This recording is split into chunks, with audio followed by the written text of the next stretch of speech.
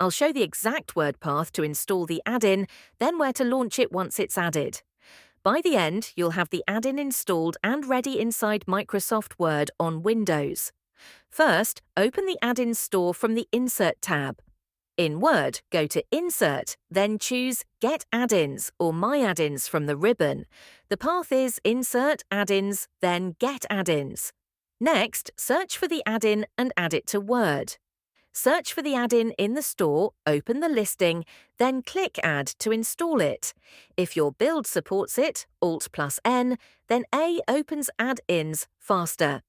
If it does not appear right away, check My Add-ins and restart Word once. After installation, the sidebar helps with citations and bibliography work inside Word while you keep writing. GenText keeps citations and bibliography work inside Word.